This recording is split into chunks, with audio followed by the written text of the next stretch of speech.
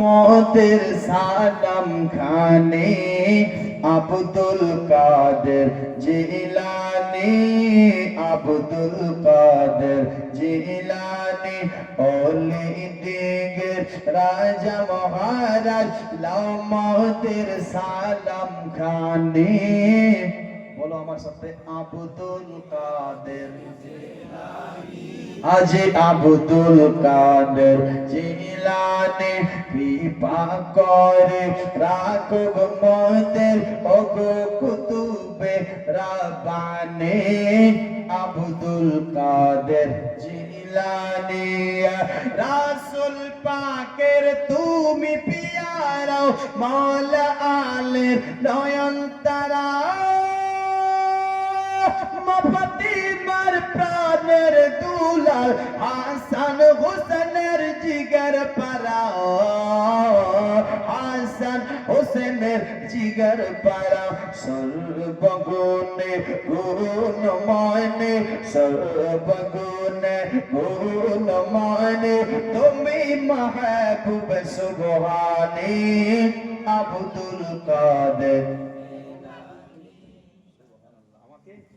মাশাআল্লাহ। সভাপতি সাহেব দেখেন 50 টাকা দিয়েছেন। আল্লাহ এনার দানকে কবুল করো, মনের আশা পূর্ণ করে আল্লাহ ওনার হায়াতকে লম্বা করে দাও। আল্লাহ যখন দুনিয়া থেকে চলে যাবে যেন ঈমানের সাথে যায়। সকলে বলে আমিন সুম্মা আমিন। একবার আরো জোরে সরে বলো, আব্দুল কাদের হাজী আব্দুল কাদের জিলানী, আব্দুল কাদের জিলানী রাসূল পাকের। সুবহানাল্লাহ, এটাকে তো আমি ইনাম মনে করছি, একদম খুব বড় ইনাম। একবার আরো জোরে বলুন সুবহানাল্লাহ। রাসূল পাকের তুমি পিয়ারা, মাওলা আলের নয়ন তারা,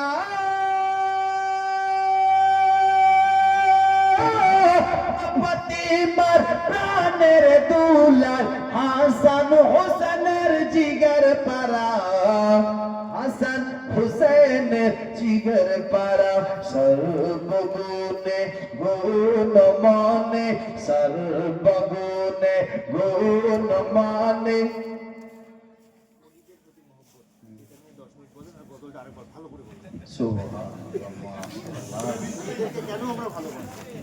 সর্বগুণে গুণমানে তুমি মাহবুব সুবহানী।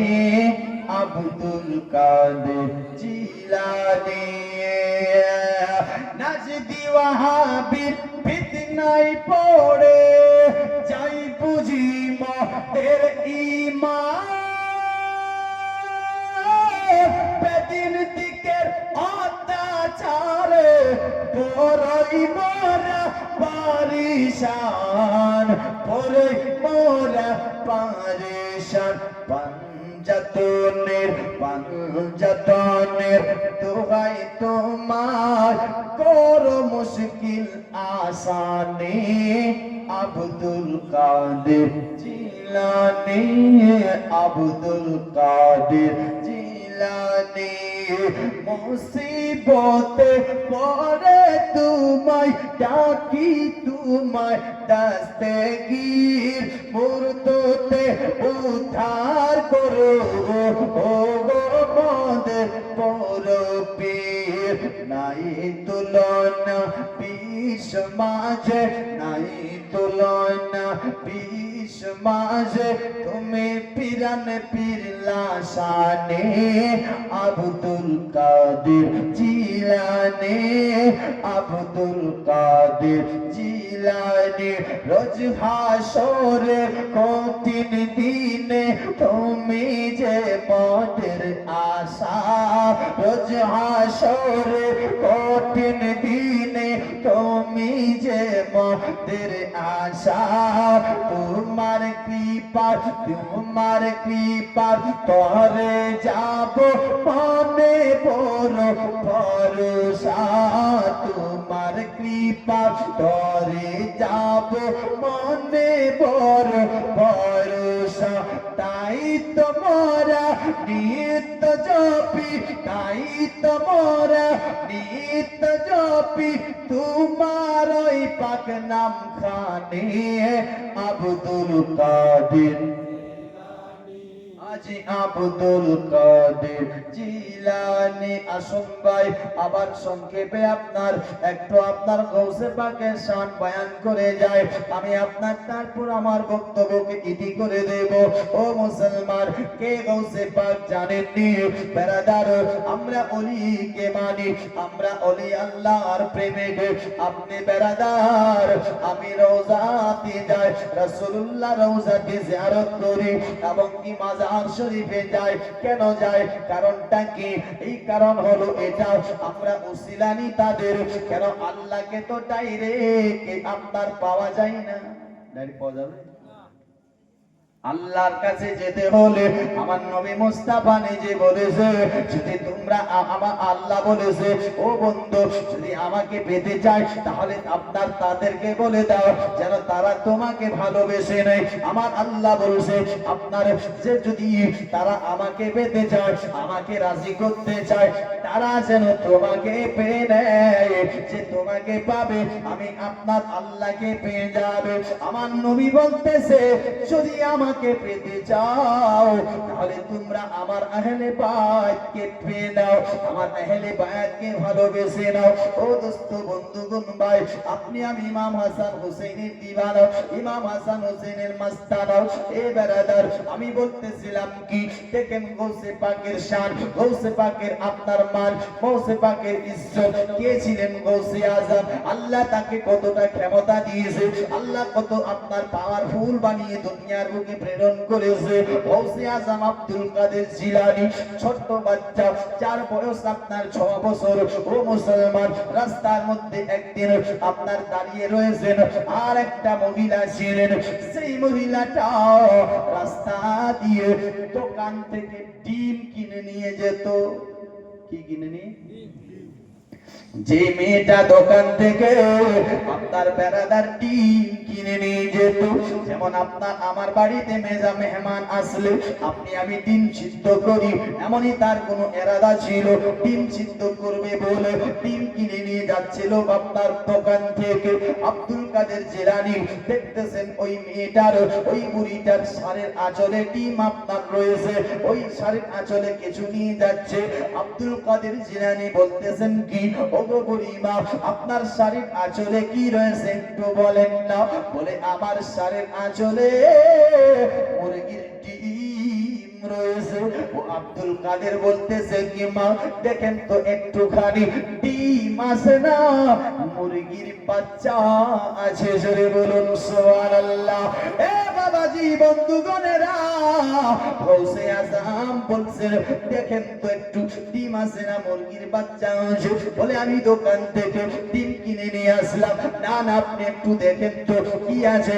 আমি ভাবছি আপনার শাড়ির আঁচলে মুরগির বাচ্চা আছে। না এটা হতে পারে না। ও মুসলমানেরা, ওই বুড়িটা আপনার বেড়াদার বলছে ডিম আছে। গৌসে আজম বলে দেখলে আপনার কি ক্ষতি আছে? একবার তাকিয়ে দেখেন তো সহি। যখন দেখে যে কয়টা ডিম এনেছিল সব কয়টা মুরগির বাচ্চা হয়ে গেছে।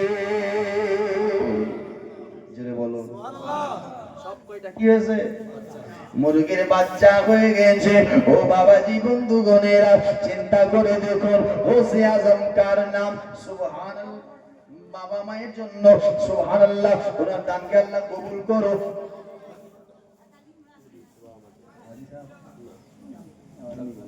সুবহানাল্লাহ।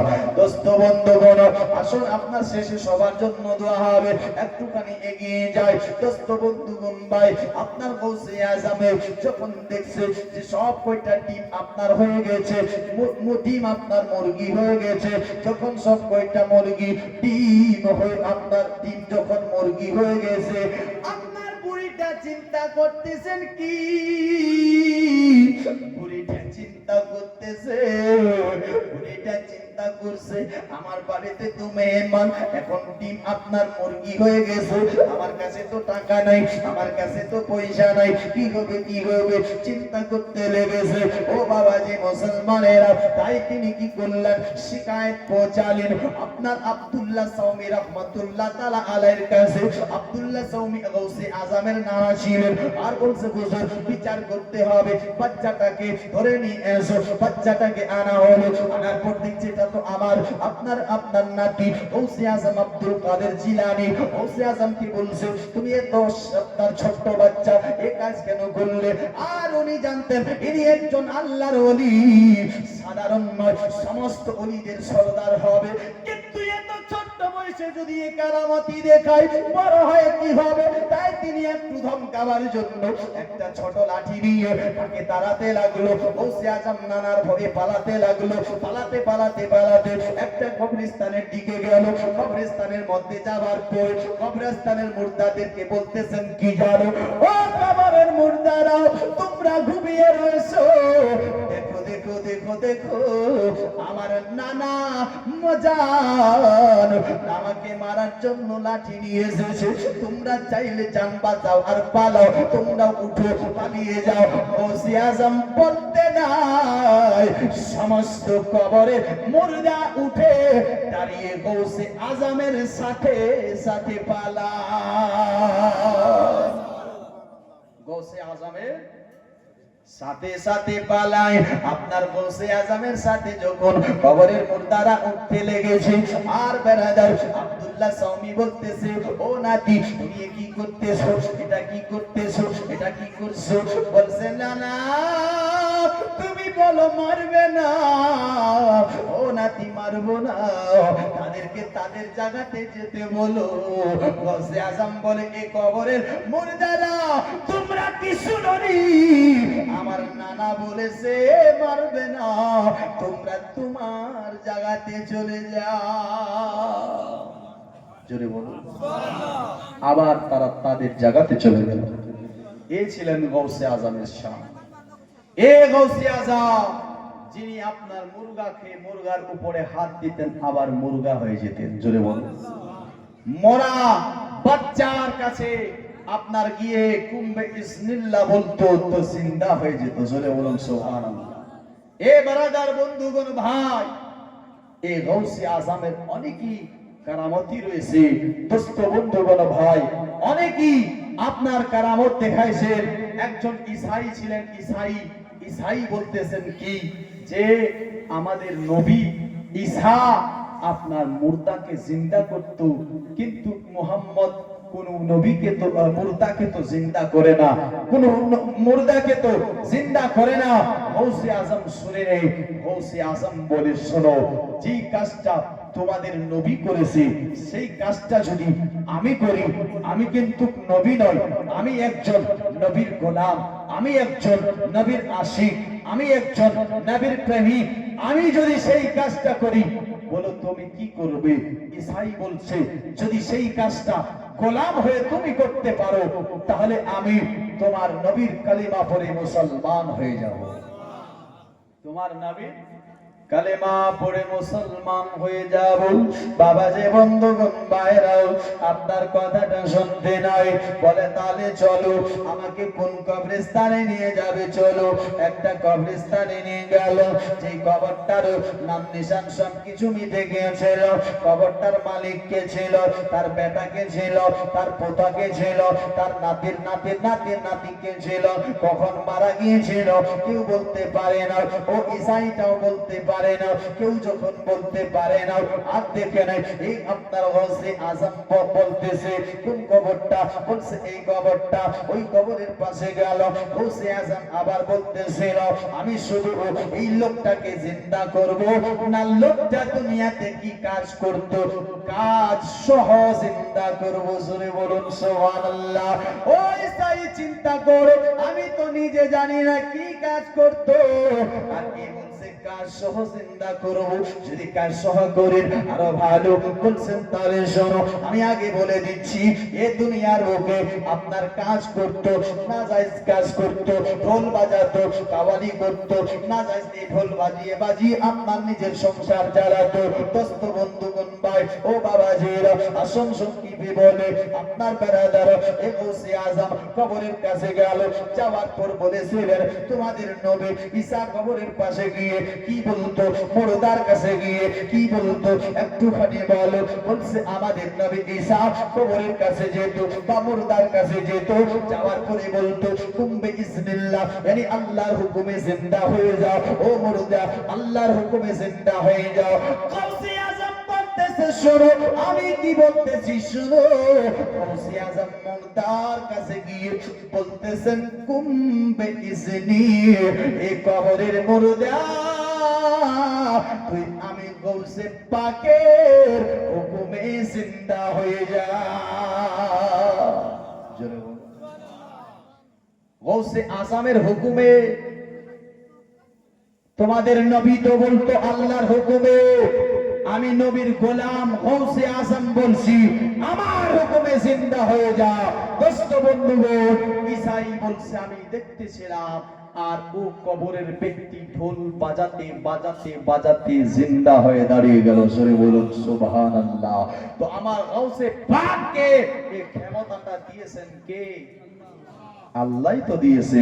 দোস্ত দেখুন, আবার দেখ ব্রাদার, এই গৌসে পাকের যদি এ শান হয়, গৌসে পাকের যদি এ পাওয়ার হয়, তাহলে আমার নবীর পাওয়ার কি হবে, তাহলে আমার নবীর শান কি হবে। এই জন্য আমরা ওলিকে মানি, জানি, আর ওলিকে আপনার পেলে নবীকে পাওয়া যাবে, আর নবীকে পেলে অটোমেটিক খোদাকে পাওয়া যাবে। জোরে বলুন সুবহানাল্লাহ। ব্রাদার, নবীর শাফাআত ছাড়া আপনার বেরাদার বন্ধুগণ ভাই মুআজ্জাজ সামাইন কেউ জান্নাত যেতে পারে না। তো ইনি ছিলেন গৌসে আজম। কবি বলছে তার ছেলে দুটা উর্দু থেকে, তারপর সাল্লাল্লাহু আলাইহি ওয়াসাল্লাম আয়া গৌস মেরে বেগরে एक बार बना देना, या गौस मेरे बिगड़े एक बार बना देना, या गौस मेरे बिगड़ी एक बार बना देना, मजदार महे कशते बस पार लगा जाना। আল্লাহ চোদ্দ জোরে বলুন। যখন গৌসে আজম জিলান থেকে বগদাদ পড়তে যাচ্ছিলেন কি বলেছিলেন দেখো, ছন্দ বলছে তার ছেলে কি বলতেছে, জব গৌস চলে পড়নে তো মানে নসিহত কি, जब गौस चले पढ़ने तो माने नसीहत की, जब गौस चले पढ़ने तो माने नसीहत की, जितने जितने जितने जितने भी मुसीबत हो बेटा झूठ मत कहना। সবাই বুঝা পেয়েছেন, বুঝতে পেরেছেন মনে হয়। সুবহানাল্লাহ। যাই হোক, এবার জোরে মহব্বতে বলুন সুবহানাল্লাহ। ব্রাদার, আর একটা ছন্দ বাংলা থেকে পড়ছি, তারপর আপনার আমি শেষ করছি। কবি বলছে রহমতে আলাম নূরে মুজাসাব, সাহাবীরা আতর বানায় মোর নবীজির ঘাম, রহমতে